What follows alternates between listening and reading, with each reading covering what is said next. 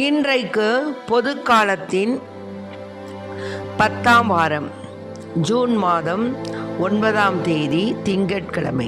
இன்று தேவன் திரு அவையின் அன்னையாக நம் அன்னையினுடைய பெருவிழாவை நாம் கொண்டாடி கொண்டிருக்கின்றோம். இன்று தேவன் நமக்கு தரும் ஜீவநீர் ஊற்றான இறை வார்த்தைகள் புனித மத்தேயு எழுதிய நற்செய்தி இயல் 5 இறை வார்த்தைகள் 1-12 முடிய. அக்காலத்தில் இயேசு மக்கள் கூட்டத்தை கண்டு மலை மீது ஏறி அமர அவருடைய சீடர் அவர் அருகே வந்தனர். அவர் திருவாய் மலர்ந்து கற்பித்தவை: ஏழையரின் உள்ளத்தோர் பேறு பெற்றோர், ஏனெனில் விண்ணரசு அவர்களுக்கு உரியது. துயருறுவோர் பேறு பெற்றோர், ஏனெனில் அவர்கள் ஆறுதல் பெறுவர். கனிவுடையோர் பேறு பெற்றோர், ஏனெனில் அவர்கள் நாட்டை உரிமை சொத்தாக்கிக் கொள்வர். நீதி நிலைநாட்டு வேட்கை கொண்டோர் பேறு பெற்றோர், ஏனெனில் அவர்கள் நிறைவு பெறுவர். இரக்கமுடையோர் பேறு பெற்றோர், ஏனெனில் அவர்கள் இரக்கம் பெறுவர். தூய்மையான உள்ளத்தோர் பேறு பெற்றோர், ஏனெனில் அவர்கள் கடவுளை காண்பர். அமைதி ஏற்படுத்துவோர் பேறு பெற்றோர், ஏனெனில் அவர்கள் கடவுளின் மக்கள் என அழைக்கப்படுவர். நீதியின் பொருட்டு துன்புறுத்தப்படுபவர் பேறு பெற்றோர், ஏனெனில் விண்ணரசு அவர்களுக்கு உரியது.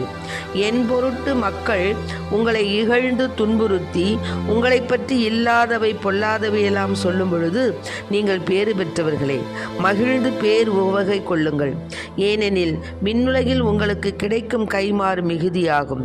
இவ்வாறே உங்களுக்கு முன்னிருந்த இறைவாக்கினர்களையும் அவர்கள் துன்புறுத்தினார்கள். ஆண்டவரின் அருள்வாக்கு. கிறிஸ்துவே மக்கு புகழ். இன்று தேவன் நமக்கு தரும் ஜீவநீரூற்றான இறை வார்த்தைகளை கேட்டோம். அதாவது புனித மத்தேயு எழுதிய நற்செய்தி. அதில் என்ன சொல்கிறாரு ஏசப்பா? மக்கள் கூட்டத்தை கண்டு மலை மீது ஏறி அமர்ந்து அவருடைய சீடர் அவருகே வந்தாங்க. அப்பொழுது தேவன் திருவாய் மலர்ந்து சொன்னார்: ஏழையரின் உள்ளத்தோர் பேறு பெற்றோர், ஏனெனில் விண்ணரசு அவர்களுக்கு உரியது. துயருறுவோர் பேறு பெற்றோர், ஏனெனில் அவர்கள் ஆறுதல் பெறுவர்.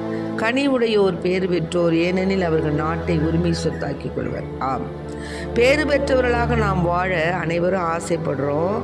ஆனால் பேறு பெற்றவர்கள் வாழ்ந்த எளிய வாழ்க்கை, அவர்கள் பட்ட துன்பம், அவர்கள் செய்த தியாகம், அவர்கள் செய்த தன்னலம் கருதாத சேவைகள், இவற்றின் மீது நாம் என்ன செய்கிறோம்?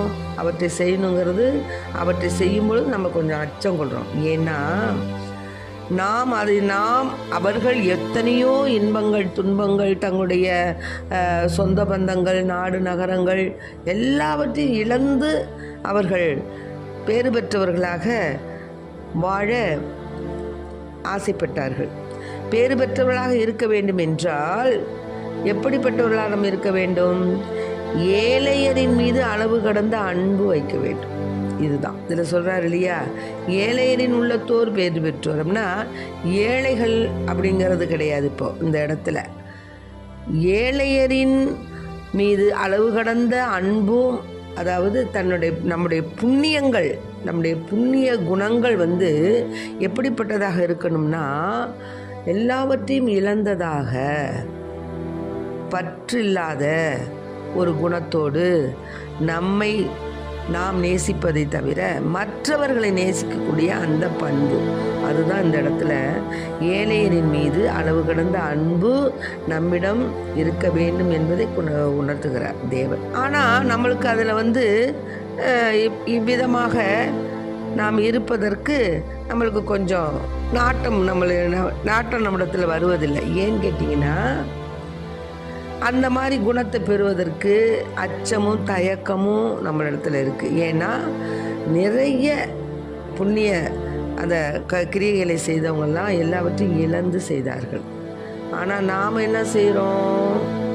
அத்தகைய அந்த குணத்தை பெறுவதற்கு நம்மிடத்தில் உள்ள அந்த அச்சமும் தயக்கத்தையும் நம்ம நீக்கிட்டு என்ன செய்யணும்? விலை உயர்ந்த அந்த முத்து ஒருத்தன் கண்டு எடுத்தானா உடனே மற்ற எல்லாவற்றையும் விட்டு அதை போய் பற்றி கொள்வான் இல்லையா? அதை போய் வாங்குவான் இல்லையா? அதுபோல் நாம் விலை உயர்ந்த அந்த அன்பு என்ற அந்த விலை உயர்ந்த முத்தை நம்ம பற்றி கொண்டோம் என்றால் மற்ற எல்லாவற்றையும் நாம் இழந்து ஆண்டவருக்கு பிரியமுள்ள பிள்ளைகளாக வாழ நாம் முயற்சிக்க வேண்டும். அதனால தான் தேவதாய் என்னன்னு கேட்டிங்கன்னா, ஆராதனைக்குரிய நமது உலக இரட்சகர் இவ்வுலகை விட்டு வெற்றி வீரராய் மோட்சத்துக்கு எழுந்தருளிய பொழுது தம்மால் ஸ்தாபிக்கப்பட்ட திருச்சபைக்கு ஒரு தூண்டுதலாகவும் ஆலோசகராகவும் இருப்பதற்கு அன்னையை தேர்ந்தெடுத்து கொண்டார். அந்த காலத்தில் பார்த்தீங்கன்னா, கிறிஸ்தவர்களுக்கு தேவதாய் அவருடைய சந்தேகங்களை தெளிவித்து அவருடைய அறியாமையை நீக்கி தம்மிடமுள்ள அறிவு வேகத்தின் ஞான செல்வங்களை அன்னை அவர்களுக்கு அன்போடு தந்தாள்.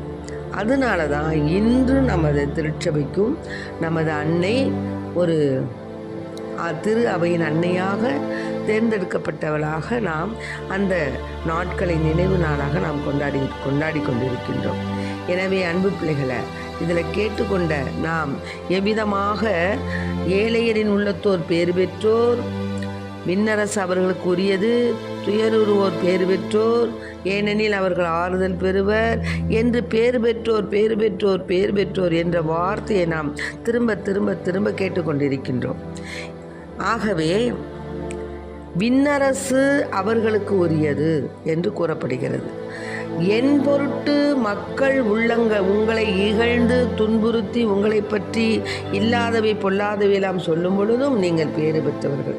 ஆகவே தேவனை முன்னிட்டு தன் வாழ்வை நாம் தேவனுக்காக அவருக்காக எந்த நிலையிலையும் தியாகம் செய்யக்கூடிய அந்த பண்பு உடையவர்களாக நாம் வாழ வேண்டும். அப்படியாக வாழும் பொழுது தேவன் என்ன சொல்கிறாரு? நீங்கள் இல்லாதவை பொல்லாதவை எல்லாம் பற்றி நீங்கள் மற்றவர்கள் உங்கள் மீது சொன்னாலும் நீங்கள் கவலைப்படாதீங்க, ஏன்னா விண்ணுலகில் உங்களுக்கு கைமாறு மிகுதியாக கிடைக்குங்கிறார்.